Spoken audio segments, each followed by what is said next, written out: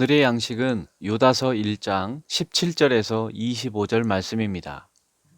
오늘 본문은 유다서의 결론 부분으로서 거친 세상 속에서 어떻게 뿌리 깊은 나무처럼 흔들리지 않고 인생을 세워갈 수 있을 것인가에 대한 답을 주는 말씀입니다.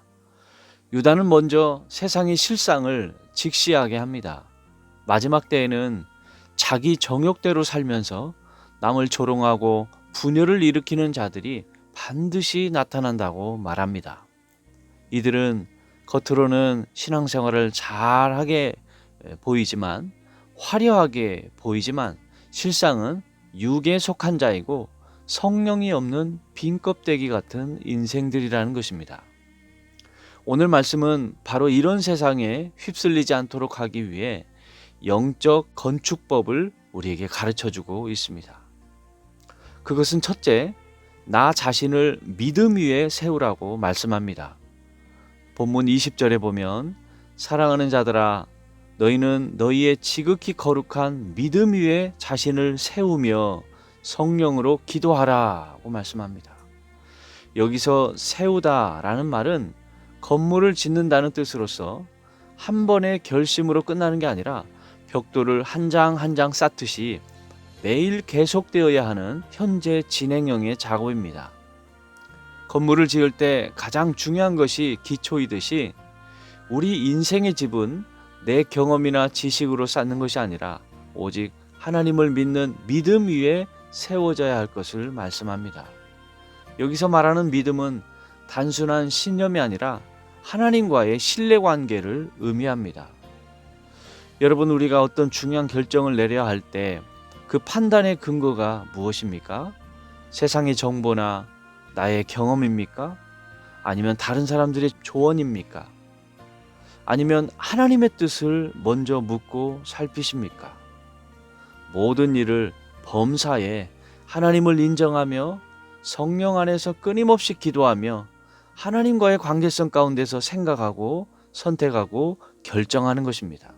이것이 바로 인생의 집을 믿음 위에 세우는 가장 든든하게 세우는 방법입니다.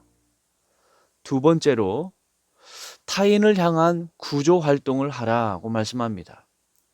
우리 인생의 집을 잘 세우는 두 번째 영적 건축법은 타인을 향한 구조 활동을 하라고 말씀합니다.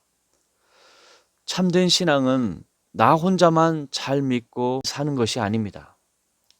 유다는 자신을 믿음 위에 세우면서 동시에 시선을 다른 이웃을 향해 돌리라고 명령합니다. 본문 22절 23절을 보면 어떤 의심하는 자들을 긍휼히 여기라, 또 어떤 자를 불에서 끌어내어 구원하라, 또 어떤 자를 그 육체로 더럽힌 옷까지도 미워하되 두려움으로 긍휼히 여기라고 말씀합니다. 우리 주변에는 세상 풍파에 휩쓸려 의심하고 방황하는 지체들이 많습니다. 믿음이 연약한 사람들이 있습니다. 본문 22절은 그들을 향해서 왜 믿음이 없냐? 왜 그렇게 하냐? 라고 날카롭게 비판하지 말고 먼저는 긍휼히 여기라고 말씀합니다. 왜냐하면 그들이 영적으로 연약하기 때문입니다. 그들을 불 속에 있는 사람처럼 끌어내듯이 간절한 마음으로 그들을 구원하는 데 힘쓰는데 가장 먼저는 그들을 긍휼히 여기라고 말씀합니다. 따라서 우리에게 필요한 것은 비난의 말이나 정죄의 손이 먼저가 아니라 하나님의 마음을 품는 긍휼히 여김입니다. 죄는 미워하되 그 영혼은 긍휼함으로 품어야 합니다. 하나님께서 우리를 구원하시는 데 있어서 가장 먼저는 우리를 긍휼히 여기시는 마음에서부터였습니다.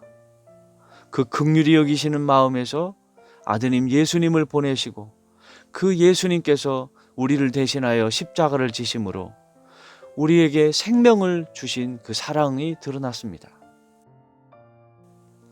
그런데 이렇게 믿음 위에서 자신을 지키고 이웃을 구원하려고 애쓰는 일이 우리의 힘으로는 벅찹니다. 내가 나를 지키는 것 같지만 사실은 내가 나를 지킬 수 없습니다.